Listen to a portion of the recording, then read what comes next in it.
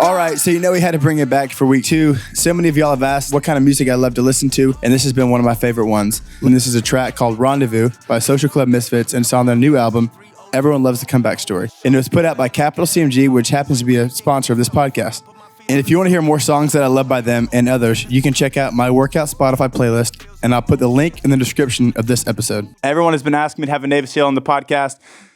Today, my guest is Marcus Luttrell. He's a husband, a father, former Navy SEAL, author of Lone Survivor, and I'm so excited for our conversation today. Marcus, welcome to the podcast. I appreciate you having me. This is going to be a good time. I'm looking forward to it. Man, I'm really pumped. So, kind of knowing you through the Robertson, through Willie specifically, he always speaks so highly of you. He says that you're one of the smartest people he's ever met and the funniest people that he knows. So I'm really looking forward to our conversation. Well, we've been friends a long time, Willie and I. That's awful generous of him. He's such a great, that family is fantastic. And I mean a long time. And I think sometimes me trying to figure out how to figure out my faith in my life, when I ask questions a lot of times to people who I know are genuinely good at something, you can always tell, right? I mean, you can tell if someone's when they're smooth at something and they deliver it and they believe, not only believe, but when they got it right, you're like, man, that dude locked on. Yeah. And there's some calamity in that.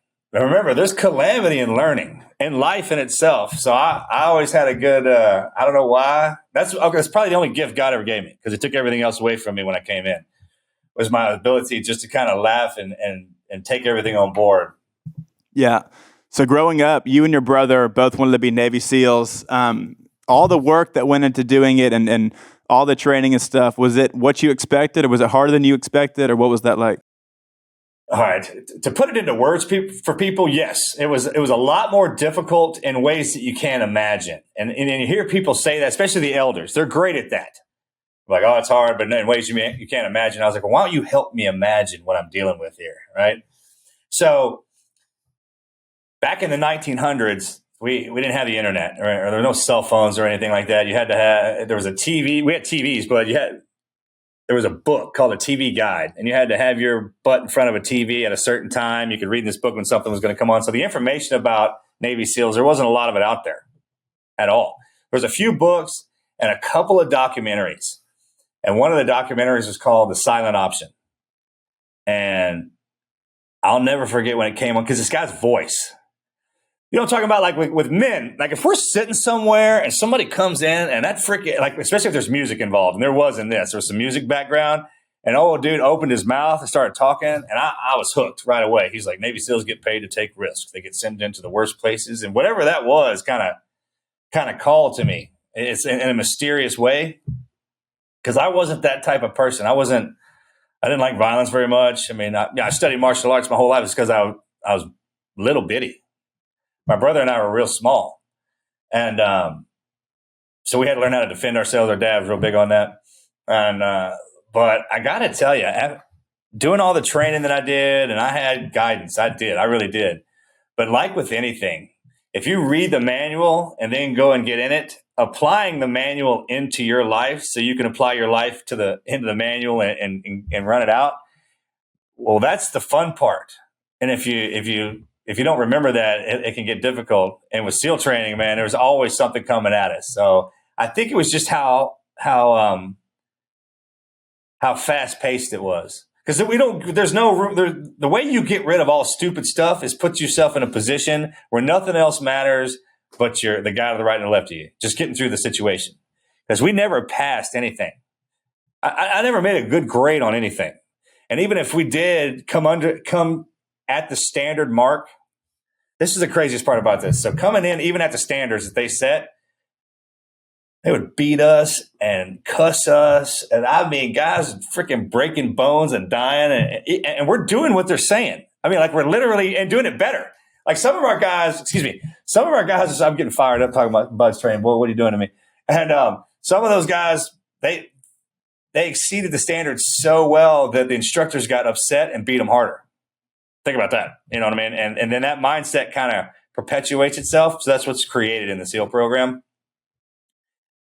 But you kind of don't want to ever be completely ready for something, because that would take the mystery and the fun out of it. I mean, what was the point, you know?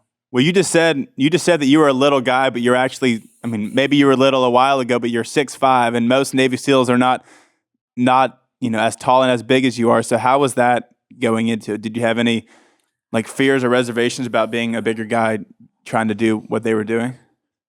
I graduated high school. I was around 5'7", 154 pounds. When I joined the Navy, I was 6'1", 175 pounds. I came out, I was 6'5", 280. This is a government program you're looking at right here. All right. So thank you, American people. But I came up, I was a twin, an identical twin. And my brother and I, he's the same size as I am. We're identical to, we're mirrors, right? Left side, right side. I'm right-handed, right-eye dominant. He's left-handed, left-eye dominant. But we are inseparable. Our father raised us that way, from the womb to the tomb. You know, we came into this world together. We're going to leave it together. And growing up, we didn't grow like everybody else. I mean, I talk about this sometimes on stage. I was like, hey, look, I had one of his eyeballs and he had one of mine. I mean, we were funky looking. So I was always looking at him and he was always looking at me. And then we had a mouthful of teeth and our bodies didn't grow like everybody else. Like our knees would grow funny. It's tough being young, man. But I always had a pretty good attitude about it. And then my father would always tell us, you know, he was a strong man. He was straight up, you know, I'm sure there's some, it even talks about that in the Bible, right? You're not really supposed to like your dad at all. You're loved and beloved by your mother. Your father's the one that's supposed to be the disciplinarian, keep your butt in check. And that's the way it was in my family. My family's matriarchal. The women run the show.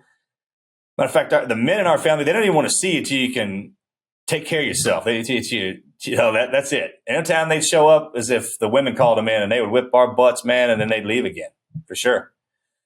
So it was discipline's real strong in our family.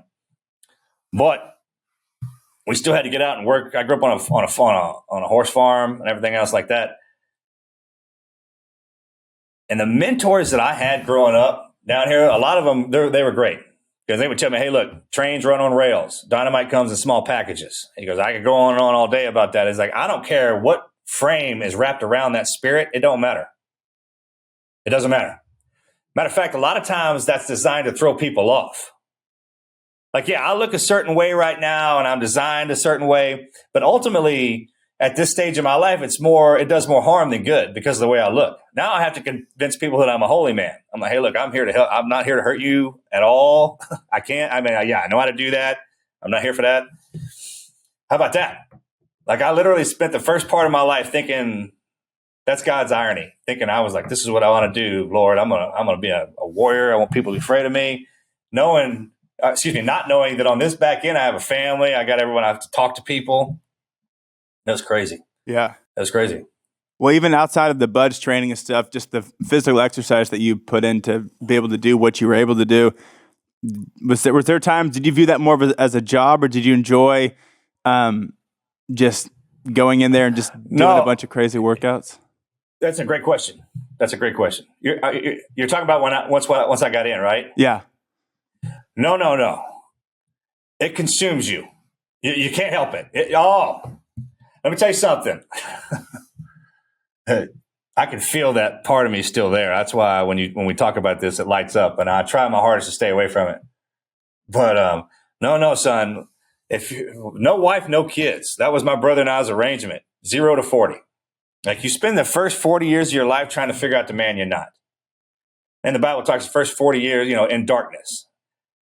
And gold is forged in fire. So the hotter the fire, the purer the gold. You kind of want your life to be hard. Kind of really do, man. And then at 40, there's a shift. It rolls around on you. And everything you thought you wanted in the beginning, you're like, oh, maybe I didn't know. But those of us who aren't married, I remember I had a day. I remember where I was at. I remember what I was doing. I was like, I'm a Navy SEAL. I was like, I am going to eat, drink. We don't really sleep. I was like, I'm out there training as hard as I can. And when it was time to study, I studied as hard as I could. I was like, because you can't believe what we get to do. I mean, training is hell. They send us to hell and back for sure. Absolutely. I mean, when you hear my story and you're like, man, every Navy SEAL can go through what I went through. My testimony is to show you that it's capable, because I was just one of them. I mean, all of our guys are different. All right. My specialty is, I have one, but all the team guys, the training that we go through in the beginning prepares us for that in all actuality. But that doesn't mean it doesn't get interesting. And now a word from our sponsor, Faithful Counseling. So for me, when I was going from high school to college, I really struggled with that transition phase. Leaving my home, leaving my parents, leaving my family, going to a college where I really did not know anybody. I struggled. I got into the wrong crowds, the wrong friend groups, and just did a lot of things that I regret doing at the time. And I was really happy that I was able to find a mentor that walked alongside of me and helped me during that rough time in my life. And if you're somebody and you're looking for that person, then Faithful Counseling is someone that's just right for you. Faithful Counseling will assess your needs and match you with your own licensed professional therapist who is also a practicing Christian. It's not a crisis line and it's not self-help. This professional counseling done securely online. So for me in the past, I've loved doing therapy because I really love the idea of somebody listening to me while I just kind of rant and kind of just talk about things that I'm going through. And I'm not going to feel judged for it. I'm not going to feel condemned for it. But they're really going to help me and give me good insight on things that I can work through and work on. And for me, that's why I love therapy. I love somebody that can just listen to me and not judge me, and who can really provide insight and give me the tools that I need to fight the things that I'm going through. So Faithful Counseling also provides access for you to log into your account anytime, and you can send a message to your counselor. They also schedule weekly video or phone sessions, and if you don't want to, you don't even have to turn your camera on. But don't just take my word for it. You can visit their website and read testimonials from real people. Faithful Counseling user J.E. says, "She has been an answer to my prayers, and I look forward to our sessions together." So visit faithfulcounseling.com/Huff and get the professional, faith-based counseling that you deserve. They've even got a special offer for 48 Men podcast listeners. Right now, you can get 10% off your first month at faithfulcounseling.com/Huff. Thanks again to Faithful Counseling for sponsoring this episode. Well, something that's so interesting about you that I didn't know. So after Operation Red Wings, which we'll get into that in a little bit, but after that, you fully recovered, then you deployed again, which for most people, I don't think after what you went through on Operation Red Wings would ever want to go through that again. So for you, with all the injuries that you endured, and when you fully recovered, where did that courage come from for you to want to go back in there and do more? Well, that's my job. That's what I am. You need to understand, when that life consumes you, there was no other option. It's like a firefighter making a fire. He got burned a little bit and he doesn't go back in. Once my body healed up and my mind, you have to physically get into my head to break my mind. You don't have the verbal vocabulary to do that to me. And neither does the situation. You know what I mean? It's kind of one of those, that's how you train yourself. That's how we're trained. All three of those are separate. Mind, body, and spirit, those are three separate things entirely. A lot of people don't know that, or they won't say it like that. But you need to think like water, ice, and air. Those are all different, but they're also the same thing. These things are all connected. Well, once my body was broken, torn in half, but y'all put it back together. And if you know that your spirit drives this, it's kind of like you jumping into your truck. Yeah, when you first get it, you kind of take it easy on it, right? But after a while, you learn how to drive that thing. And then after a while past that, you learn what it's capable of. And then you want to see what it's capable of. And you can usually reverse those two things. You know what I'm talking about? For sure. All right. How long was your recovery after that? So that was June is when I got hurt. I went back probably about a little under a year, maybe right at a year. And I was back in Iraq. Yeah. But it was, my teammates were there. You need to see the difference between when we get beat up and when everyone else gets beat up. When we come out of it, like when y'all pulled me back, there wasn't much left. But every one of my teammates was around me in the back. All the guys that died, that was one thing. But when they pulled me back, and the only verbiage coming out of their mouth was positive to me. Great job. I was praying for you. Way to take an ass whipping for the teams. You did it. That kind of thing. That doesn't make you weak. That makes you stronger. Yeah. whoever's sitting around you, if they're perpetually telling you that you're going to do something bad or you're going to do this, that, and the other, you need to get that, you don't need to be around them. I mean, they're designed for a reason. They're there to remind you that there's another side. And the guys that I run around with, man, they wouldn't let me go down. They wouldn't let me stay down. And I kept breaking. My body would break. It's all titanium now, but I would just keep pushing myself. Moreover, the guys would just keep pushing me. It starts to feed itself because my spirit kind of took a whipping. Have you ever had your confidence knocked out of you? Several times. Okay. Me too. And it's tough because the further you go through life, imagine getting really good at driving your body, like being able to use it. You put enough training into it, you learn how to do things with it. I mean, from everything, you can't even imagine. And then you get into a situation when you're older and your confidence just gets busted right out of you. Well, that kind of happened to me. And then they killed everything around me to kind of hammer that in there. And when I got back, I still had, when I healed up, remember, you don't get battle weakened, you get battle hardened. Anytime that body breaks, you break something on it and it fixes itself or you get fixed, it's harder. But plain and simple. And so is your mind too. That's how it works down here. For those listening I've seen the movie several times, but for those listening, what, if you don't mind me asking, what all injuries did you suffer there? And how do you think, because we just talked about mind, body, spirit, how are those three separate things present while you were going through what you were going through? Okay. Broken back, pelvis, my arm, my hand was torn out. I bit my tongue in half. My nose broke. Frag everywhere. Everything kept blowing up around us. I was thinking shot. Dude, it was awesome. I mean, it was the worst. It was the worst whooping I ever took, man. They whipped me till I was naked. I was almost naked, and I didn't have any skin on my back or my backside because of having to fall down those cliffs. And it was like walking around in a body rash kind of deal. But it was thinking back on it, it's not funny. Excuse my language. It was hard on me, but it made me hard. You know what I mean? It kind of made me tough, and it kind of what I am now. So looking back at it, I can't be mad at it. But when I was going through it, you got to understand my dialogue changed now. So it's like, hey, it was a learning experience. It whipped my butt. It sure did, for sure. You feel like your spirit and your mind is like what? Because like you said at the beginning, like we all have these physical frames, but it's about what's underneath that. And obviously, right. I would think your physical stature is what, to an extent, kept you alive. Sure. But how does your spirit play into that, just the motivation aspect of that? Great question. That's a great question. Okay, so you have to train that thing. Yeah. Okay, because they're kind of separated. They are separated when you come into life, really. And going through SEAL training, you need to understand they put us in every situation they could think of to break us up into the point of guys dying sometimes. And we have a thing called Hell Week. So me going through that, I'd been in similar situations like that.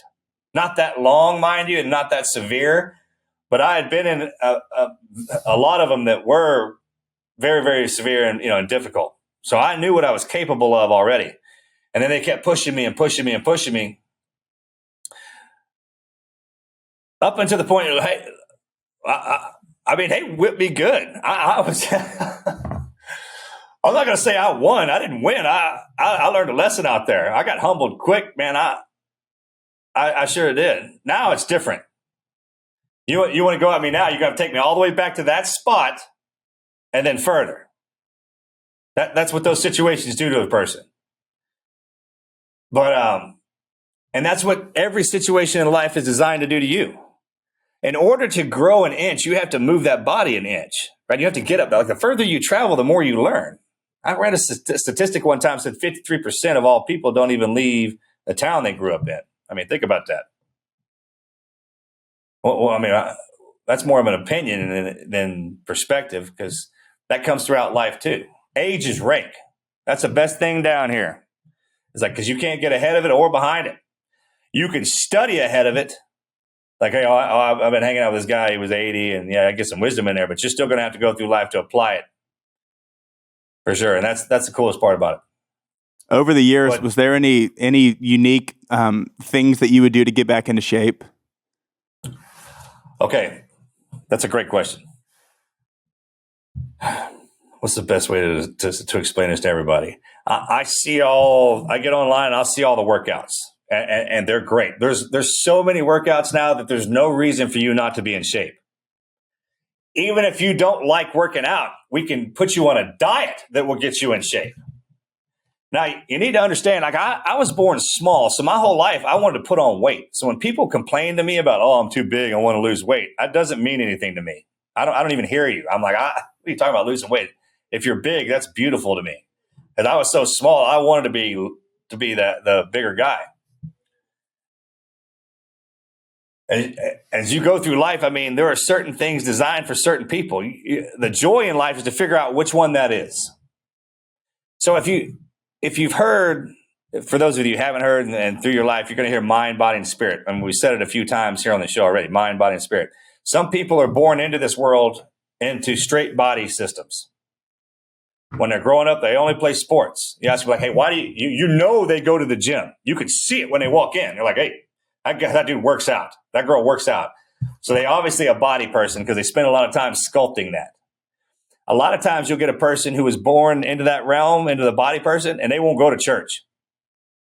Right? Or they won't go to school. Like their minds are focused on working out and their spirit drives them in that.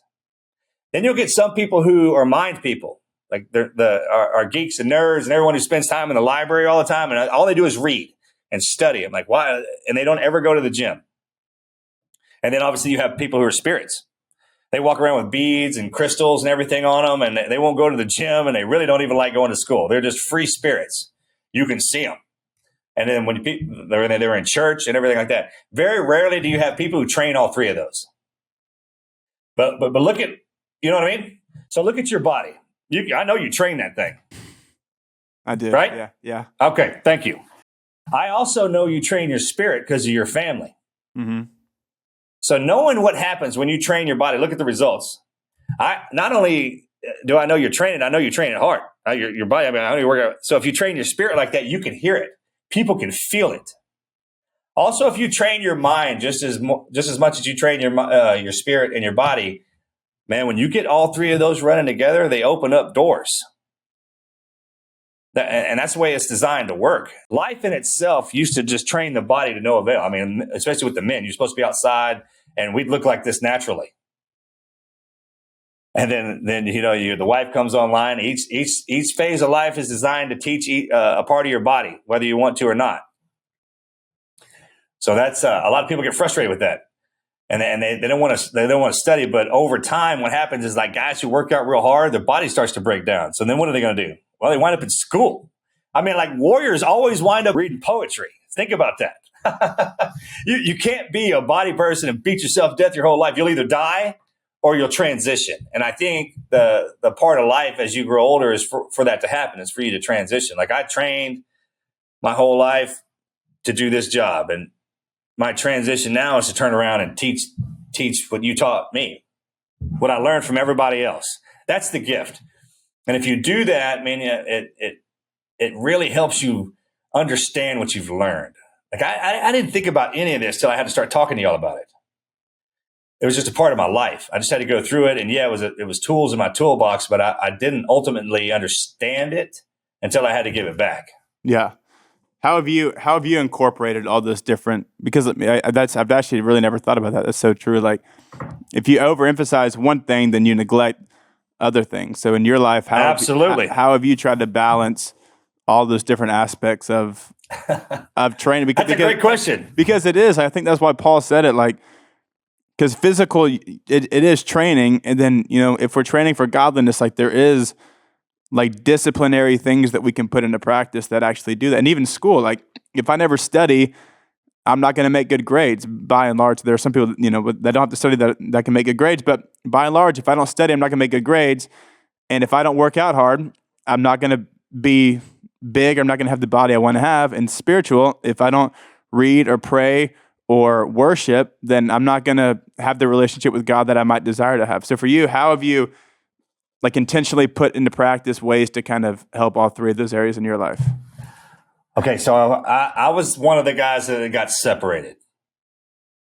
I didn't have all those blessings at one time, like the spiritual part. Like I had faith, I had that, and then my faith got me to the church house. The church house sharpened it and taught me how to wield it. I didn't know how to do that. Every phase of my life, the first phase was the mind part. I was in the schoolhouse all the time. They sharpened that. When I got out, the second phase for me was body, SEAL teams, military, war. Third phase for me was my faith, right? And going in there. And I try to talk to people. People get so upset about so many things that they probably shouldn't. But when I try to describe to the younger generation about faith, I was like, okay, do you study martial arts, boxing, Gracie Jiu-Jitsu? Which one? That's kind of like your church houses with your faith. Like, are you a hardcore martial artist? Like, where you love tradition and this, because you know what each part of that does, because it's there for a reason. That stuff's written down for a reason. And the first part of my life with my faith, I just would hang around the guys who had it. So it was almost like studying a martial art or studying boxing or learning how to fight, watching somebody and trying to mimic it. No one actually focused on me to teach it to me. And when I was a young boy, it was the same thing. Like I'd watch TV, all the kung fu movies and everything like that to try and be a martial artist, which I thought I was good until I went to the schoolhouse. And then they showed me, well, what I wasn't. Right? And that's kind of where you want to start at a young age. But I didn't have that. But I had life. Life taught me that. Yeah. And that's what happened to me. So then when I got to the schoolhouse and someone started teaching me the faith part of it, like where God's hand was in it. Because if you think you're going through life and God doesn't have a hand in it, man, you go crazy. I mean, it'll just wear you out. And I think that's the lesson down here. They're like, hey, man, he's always watching, and he's got a great sense of humor. I hope you're aware of that, Christian, that God has a fantastic sense of humor. And I am a prime example of that. Okay, so I love him so much, and he whips my butt on a regular basis just for humor, I think. And that's how I've learned that. And then when I realized that, man, that everyone down here has to go through something hard, is it a problem or is it a burden? Because I drew my burden, like carry it, and I try to carry it well, so you wouldn't have to. So, and then you're going to have to go through something, and I'm going to have to watch you go through it, son. I'm going to have to watch you go through yours. But I'm going to be right here going, hey, look, it's going to be fine. You'll know the difference. God wouldn't put that on you unless it was to teach you a lesson and how to survive that. That's why we're down here, is to learn. Yeah. Was there ever a part in your life where you had faith without practice, maybe, if that's the right way, versus to where something, I believed in my family really clicked in you. Yeah. Yeah. My family, my friends. Like I think that might have been one of my my sins that I would break, that I would do, was I cared about my friends, and I would hang out with them more than I hung out with God. That's why he killed all of them around me. That's why he takes them away from me. If you've done your research on me, you know that everything dies around me. I mean, I'm not saying that as a joke. I'm not saying that to be mean or to scare anybody, but it's a fact. Because I concentrate more on them than I did on him. And that's part of it. It says that. So if you've been a long-time podcast listener, then you've heard me talk about AG1 from Athletic Greens. This is one of my favorite products to use for my training and just for my daily life. I take it in the mornings before I go to the gym or before I go on a run. It gives me more energy. I think it tastes delicious. I hate taking pills. So this is a great supplement for that. And it gives me more energy, helps my immune system, my gut health, and all the things that I really need to do. So with all that being said, what's actually in this stuff? Well, with one delicious scoop of Athletic Greens, you're absorbing 75 high-quality vitamins, minerals, whole food source superfoods, probiotics, and adaptogens to help start your day off right. And this special blend of ingredients supports your gut health, your nervous system, your immune system, your energy, recovery, focus, and aging, all the things. So not only have I got my family hooked on Athletic Greens, but I've also got my friends hooked on it. A good pastor friend of mine has started taking it, and a lot of my buddies from college who are big into work, and I've started taking it now too as well. And AG1 is also lifestyle friendly. So whether you eat keto, paleo, vegan, dairy-free, or gluten-free, it fits into your lifestyle. It contains less than 1 gram of sugar, No GMOs, no nasty chemicals or artificial anything, while still tasting good. It also supports better sleep quality and recovery. And for every purchase, Athletic Greens donates to organizations helping to get nutritious foods to kids in need, including No Kid Hungry here in the U.S. And in 2020 alone, Athletic Greens donated over 1.2 million meals to kids in need. So right now, it's time to reclaim your health and arm your immune system with convenient daily nutrition, especially heading into the flu and cold season. It's just one scoop and a cup of water every day. That's it. No need for a million different pills and supplements to look out for your health. And to make it easy, Athletic Greens is going to give you a free 1-year supply of immune-supporting vitamin D and 5 free child packs with your first purchase. All you have to do is visit athleticgreens.com/Huff. Again, that's athleticgreens.com/Huff to take ownership over your health and pick up the ultimate daily nutritional insurance. You have just the most unique life. It really is crazy. But, with you talking about the schoolhouse, you're also super intellectual. And when I hear Willie talk about your faith, it's a lot of times it's outside of the box. It's really apologetic and super science-based and really smart. So for you, what really clicked with God and science, and how do you feel like those two coincide together? Okay, so one language is just trying to describe the other one. Imagine you have a mom and dad. All right, you got a mom and dad. Think about your mom and dad. They're different. I mean, yeah, they're the same, but they got different personalities, right? And trying to describe something in different ways. And ask me the second part of that question again. Like God and science, how did the two? I'm sorry, I didn't hear it. How did God and science coincide? So if he created all of that, he created everything. There was one language, a logic. So if I say something and everyone understands it, not only that, they can turn around and explain it to somebody and they can understand it. That's logic. A lot of times what will happen is someone will see something and they'll turn around and try to explain it in their way, which is not bad, and it kind of gets broken down. I mean, you have to think about faith over time as we grew as a people, as a civilization. And think about all the trials and tribulations that we've had to go through. So if you had the way, you have this is the way. Now we got to separate and we got to consume this earth, and we got to cultivate it. So we're gonna have to spread out, be it for whatever reason. Back in the day with the family, where there was an argument, somebody snored too loud, go sleep on the other side of the hill. I don't like the way whatever it was. Imagine me teaching you something, a philosophy, and I died, and you only got half of it. But you tried to keep it alive. And you started teaching your kids and everyone around you. But man, you died.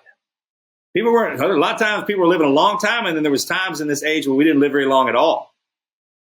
30 max, 30, 40. So the breakdown, during the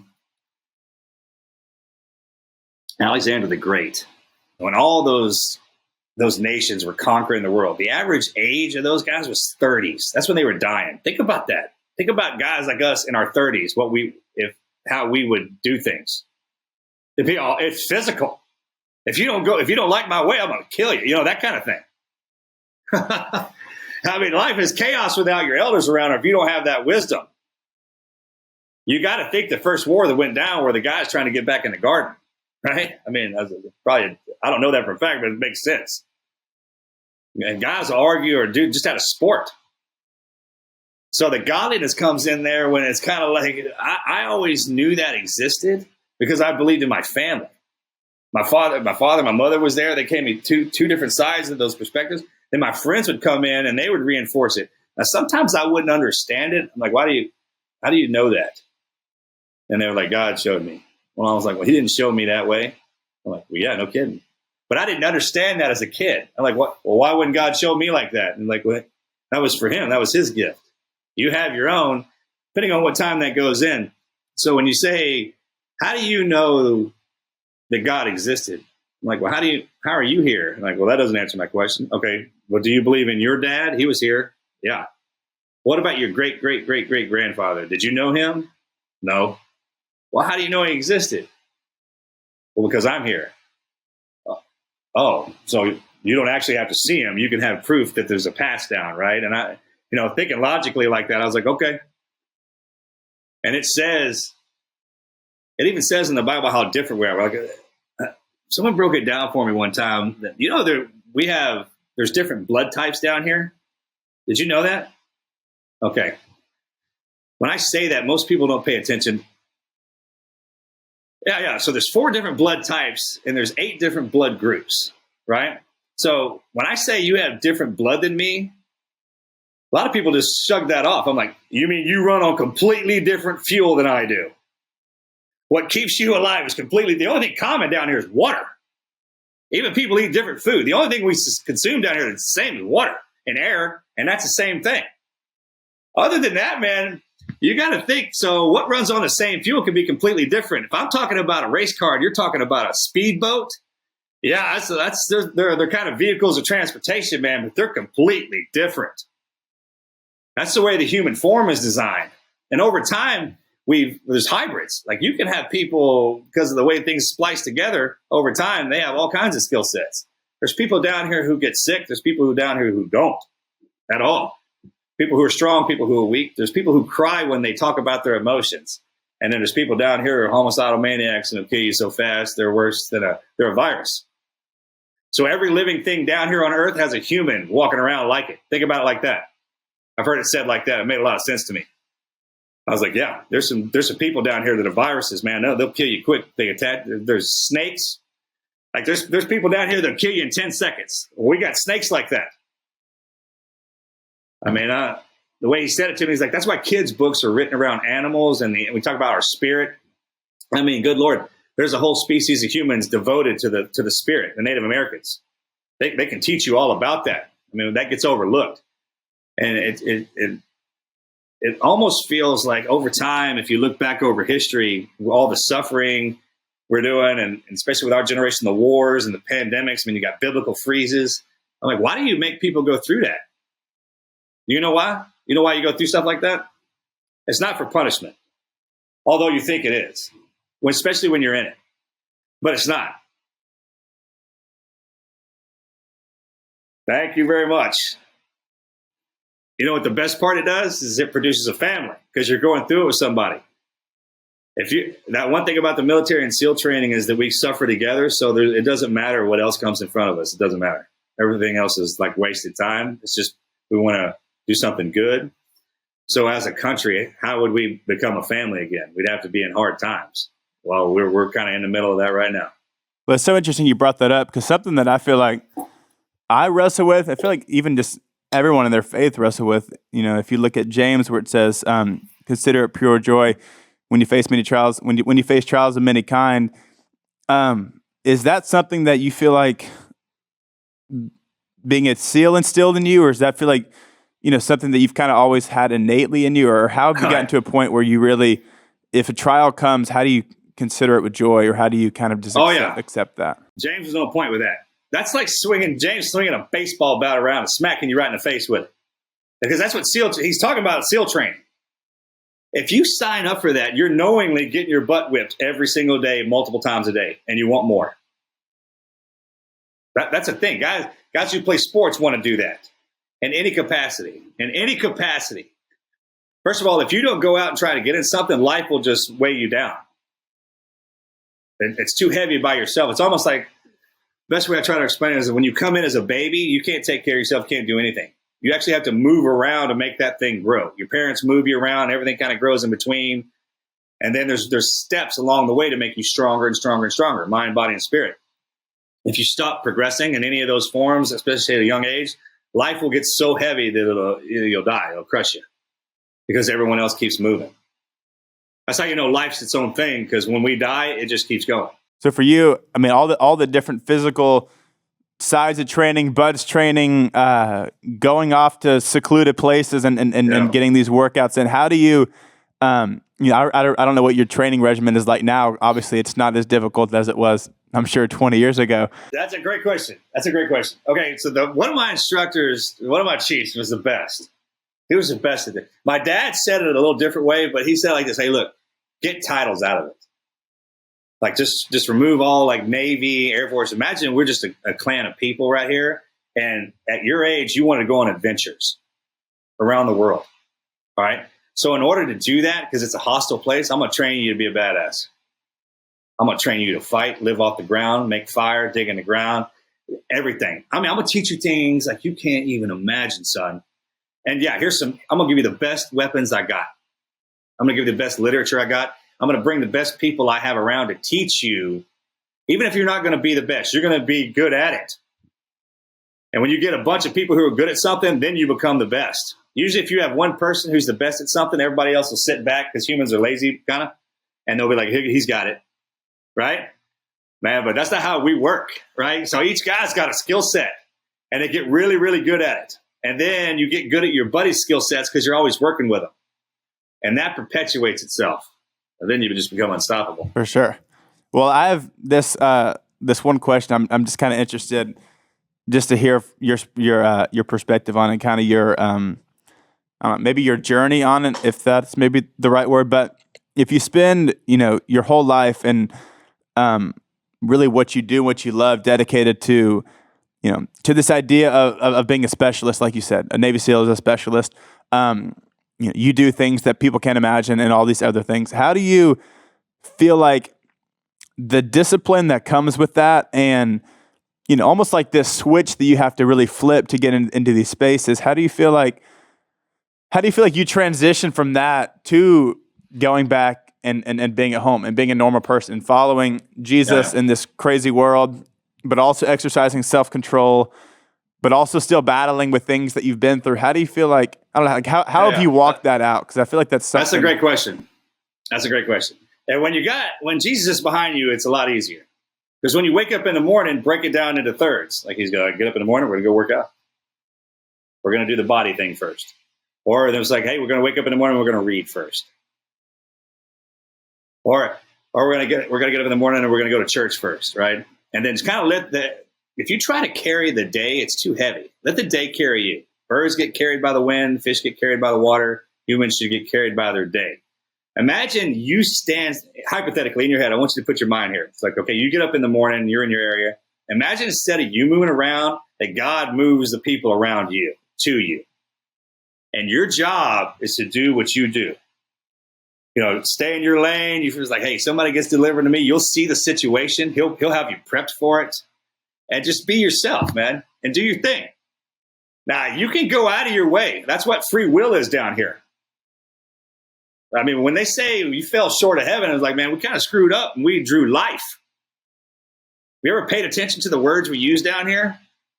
Like, I got life, man. I got down there, it's kind of, because you come in here, learn how to deal with debt. You're dying the minute you get here. You got to learn how to live while you're dying. And at the end of it, you got to die. That's terrifying, right? It should be in the beginning. If you're an immortal spirit, like if your soul's immortal, how would you appreciate that?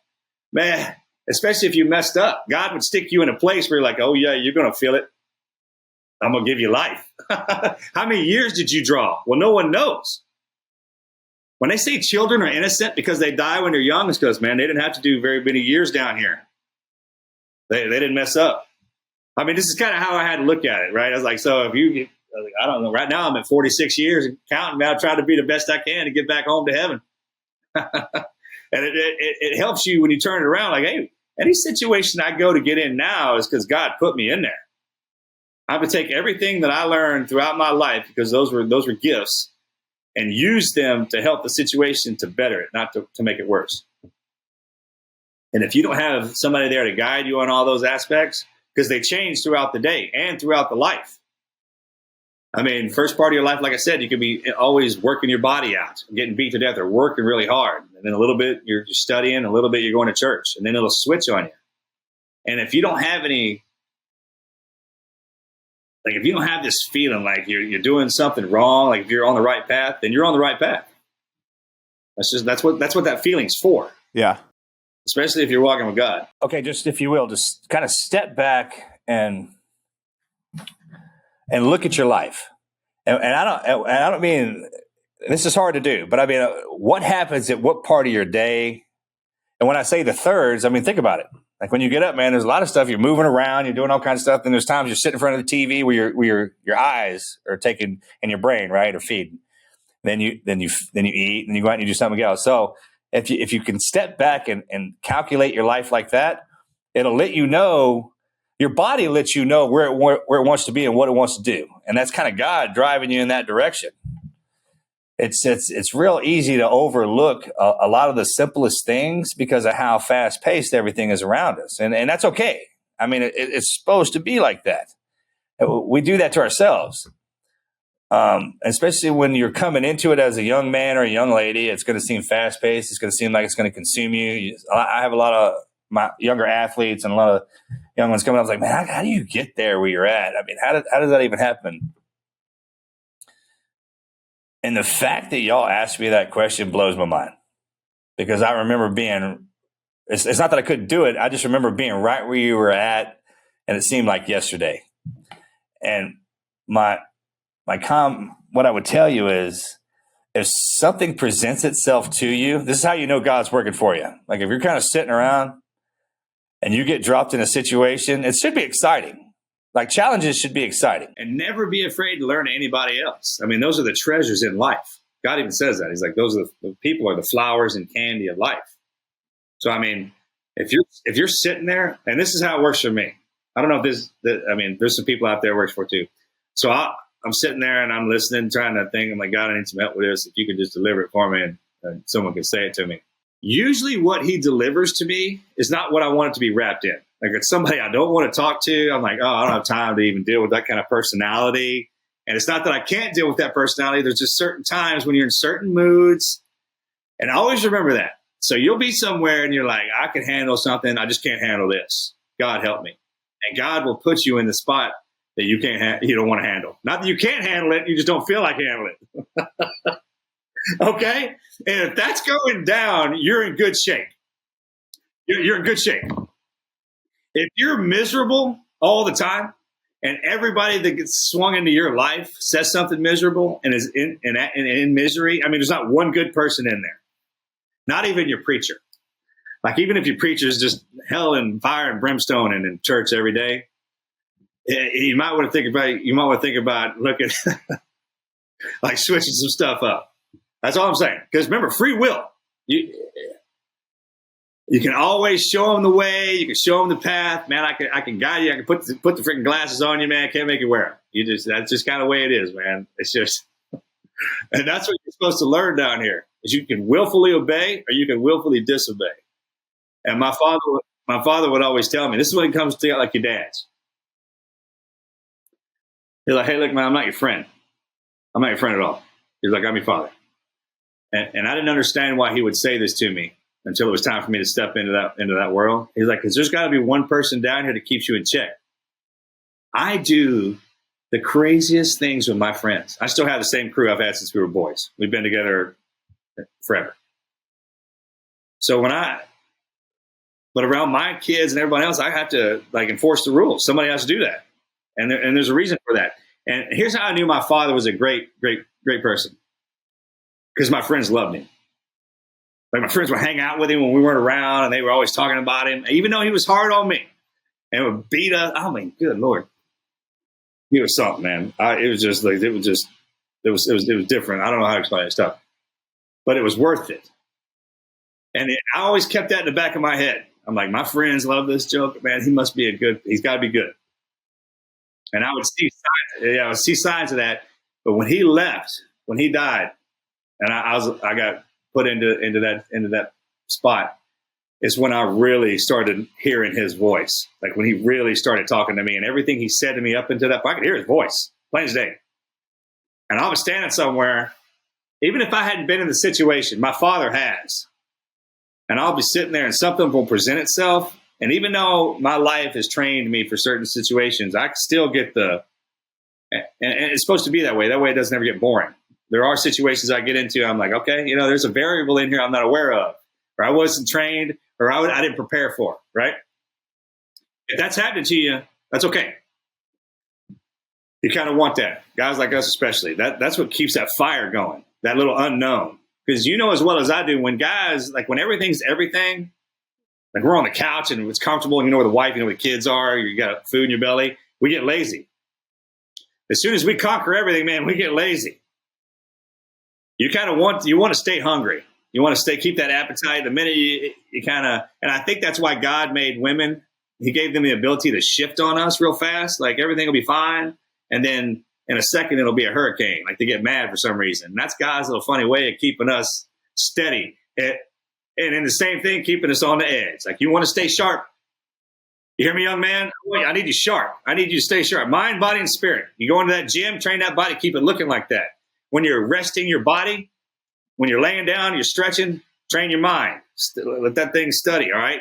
That's how you calm your body down. Do you know that? All right. When you're doing your breathing, that's how you calm your spirit down, when you're kind of resting both those. Have you ever noticed that your body breathes for itself? It does that by itself. But you can breathe for it. So if you're taking deep, this is what meditation is all about. That's how it was explained to me. And it made sense. I was like, so if you're breathing for your body, what do you think it's doing? Something else. It's doing something else.